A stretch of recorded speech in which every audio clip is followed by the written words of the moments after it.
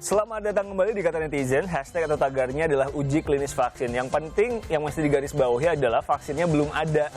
Mesti diuji klinis dulu. Jadi nggak usah euforia terlalu berlebihan gitu Mas Iwan ya. Betul. Jadi saya juga ingin tahu sebenarnya seberapa lama lagi sih kita akan mendapatkan vaksin ini dari kandidat vaksin dari tahap ketiga klinis ini gitu. Karena kita berdua nggak kredibel, makanya kita meminta bantuan dari Dr. Novilia Syafri Bahtiar, Kepala Divisi Surveillance dan Uji Klinis PT Bio Farma, Winkus Haryoto, peneliti LIPI, dan juga Pandu Riono, pakar epidemiologi FKM UI. Bu Novi, Pak Pandu, Pak Win, apa kabar? Baik. Kabar baik. Waduh, aku seneng melihat Pak Pandu ini selalu... Karena sumbernya berat semua. Ini aku kita ingin tahu lebih banyak soal vaksin. Saya ke Bu Novi dulu. Bu Novi, jadi sekarang posisinya ini di mana? Apa yang sedang berlangsung di Bio Farma? Karena kan kita bilangnya apa sih Bu? Calon vaksin atau apa sih? Boleh kandidat vaksin. Oh, kandidat vaksin. Oke. Nah, sekarang tahapannya sedang ada di mana, Bu? Tahapannya sedang dalam uji mutu. Jadi kita kemarin kan sudah datang vaksinnya. Jadi kita uji mutu dulu. Sebelum digunakan untuk uji klinis fase 3. Bu, aku kan nggak paham ya uji mutu, uji klinis, uji lab, dan lain-lain. Pertanyaan awamnya gini, jadi kapan kita punya vaksin? Ya, jadi vaksin itu kan akan digunakan oleh masyarakat luas ya, dengan jumlah yang sangat banyak. Sehingga harus melalui suatu tahap-tahap pengujian. Mulai dari uji laboratorium dulu, jadi proses produksinya harus sudah tervalidasi. Begitu juga dengan pengujian di labnya. Setelah uji di labnya bagus, ada uji preklinik pada hewan. Bila hasilnya juga bagus, baru kita menginjak pada uji klinis. Nah, ini kan uji klinis ketiga. Ini maksudnya apa tuh, Bu? Betul. Nah, jadi ada tahap-tahapnya, Mas. Dari uji klinis fase 1, fase 2, dan fase 3. Harus dimulai dari fase 1 dulu. Jadi untuk melihat keamanan dari vaksin itu safe nggak?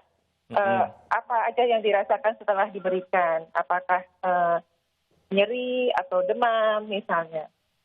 Jadi kemudian bila efek sampingnya bisa ditoleransi, maka kita bisa menginjak ke fase 2. Di fase 2 itu kita bisa lihat atau mengamati, mengevaluasi bagaimana respon imun yang dihasilkan oleh vaksin ini.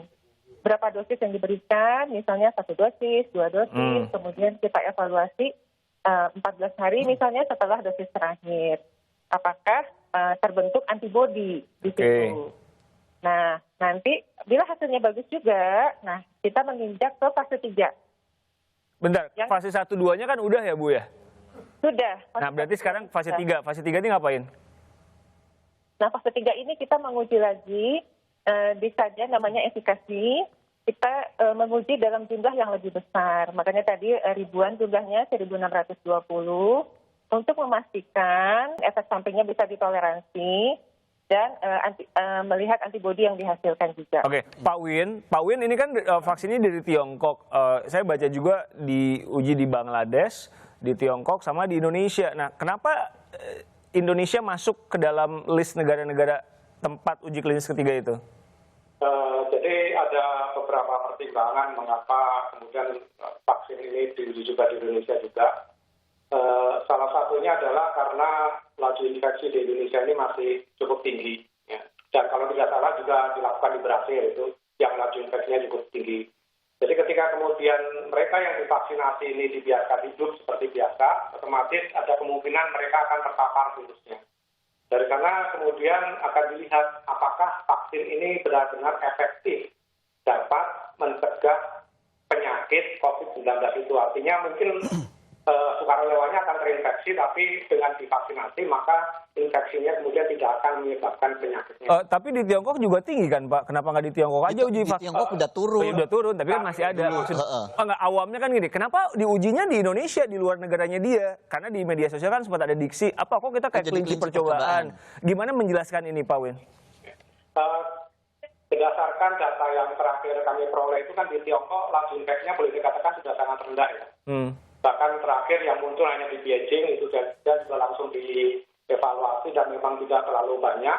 Sehingga kemudian otomatis juga dicari lokasi lain yang memang laju infeksinya masih cukup tinggi dan kelihatannya Indonesia juga merupakan salah satu kandidat atau target yang penting untuk hal ini. Dan di samping itu juga dari faktor pasar, karena memang jumlah penduduk kita cukup tinggi. Salah satu aspek lain yang mungkin juga perlu dipertimbangkan adalah bahwa Bio Farma memiliki kemampuan untuk memproduksi vaksin tersebut. Itu juga menjadi salah satu alasan penting mengapa kemudian Indonesia juga dipilih. Nah, justru yang ingin saya tanyakan Pak ya, ini kan ada beberapa lembaga Bapaknya riset ada dua, Pak Win apa Pak Pandu? yang sini Pak Win, Pak Pak Win. Ini kan ada beberapa lembaga riset di dunia dan Indonesia yang developing kandidat virus. Ya. Nah, kenapa pilihan kita jatuh ke Cina?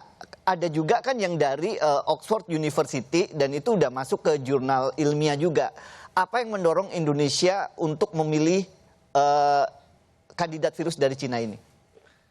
Sebetulnya berdasarkan pembicaraan-pembicaraan terakhir yang kami lakukan juga, ada juga kandidat dari Korea Selatan yang ingin juga diuji cobakan di Indonesia. Ya, itu dari Jinexin dan juga yang terakhir itu dari Pfizer, BioNTech juga ada keinginan juga untuk mencoba melakukan juga uji klinis di Indonesia.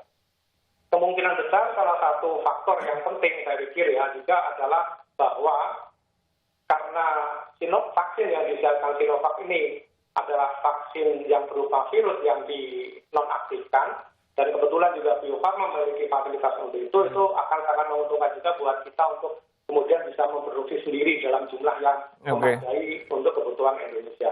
Pak Pandu, Pak, banyak orang tidak mengerti soal virus ini. Saya yang awam itu bingung banget. Saya pernah ngobrol beberapa kali, virus ini katanya sangat spesifik, bisa jadi vaksin di negara A sama negara B itu beda. Itu betul ya Pak? Ya, virusnya mungkin beda, tapi karena semua sequencing itu masuk ke database, ya kan? Nah itu harusnya semua vaksin itu harus bisa mengenali virus dari mana saja. Seharusnya demikian, ya kan? Jadi misalkan sorry saya potong. Jadi misalkan Indonesia ini pada akhirnya menemukan vaksin, misalkan Bio Farmanya berhasil dan lain-lain memproduksi banyak. Jadi vaksin yang diproduksi di kita misalkan itu bisa juga dimanfaatkan untuk negara lain.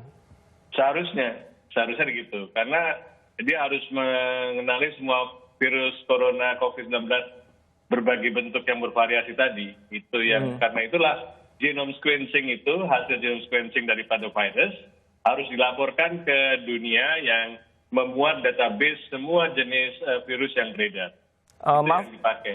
Pak Pandu hostnya agak kurang pintar. Genome sequence tadi itu bisa dibumikan lagi. Itu sebenarnya Ini yang ngerti narasumbernya aja. Iya, ini narasumbernya membuat aku berasa kurang pintar. Oke, jadi kalau saya boleh gampangin gimana Pak? Gini. Jadi virus kan ada materi genetiknya ya. Ada bajunya gitu. Bajunya warnanya kuning hitam kayak saya ini gitu kan. Dalamnya mungkin yang harusnya virusnya mengenali virus yang kayak saya tapi walaupun bajunya beda-beda gitu kan. Ini corona gitu. Oke. Oh, ya. Aku sih ngerti. Aku membantu Mas Iwan aja. Kayaknya tadi mukanya bingung gitu. Nah, Bu Novi, sekarang kan mesti ada orang-orang yang akan jadi relawan ya untuk menguji klinis ketiga vaksin ini. Jadi orang-orang itu secara sederhana nanti diapain Bu? Disuntikin vaksin anti vaksin itu atau gimana? Bahasanya disuntikin. Ya kan awam udah sih Mas Iwan. Iya, jadi memang perlu ada sukarelawan yang nanti tentu diperiksa dulu apakah dia memenuhi syarat untuk dilakukan uji klinis ini. Misalnya dari faktor usia, kemudian dari sisi kesehatan, dari sisi pernah kontak. Nah, kemudian dia akan mendapat vaksin atau placebo namanya. Placebo itu seperti dummy gitu ya. Jadi nanti dibandingkan antara yang placebo dengan yang diberi vaksin, bagaimana pembentukan antibodinya, bagaimana kejadian penyakit kalau ada. Nah, nanti dia akan diberi 2 kali suntikan dengan selang waktu 14 hari. Itu orang-orangnya udah ada, Bu? Belum. Kita masih menunggu izin sekarang. Jadi nanti setelah izin keluar, baru kita mulai melakukan memberikan pengumuman, kemudian melakukan rekrutmen dari orang-orangnya. Saya mau tanya ya, sebenarnya uji Boleh. klinis itu berapa lama sih dari proses, sekarang kan virusnya baru datang nih, sampai akhirnya kita bisa decide bahwa uji klinis 3 done. Sebentar dijawabnya usai jeda, Ibu Novi, Pak Pandu, dan Pak Wil. Tetap bersama kami di Kata Netizen. Saya juga pengen nanya, jadi nanti, karena saya dengar orang-orang yang di uji klinisnya itu harus dari Bandung dan lain-lain. Tetap bersama kami, itu benar apa enggak, kita akan jawab usai jeda.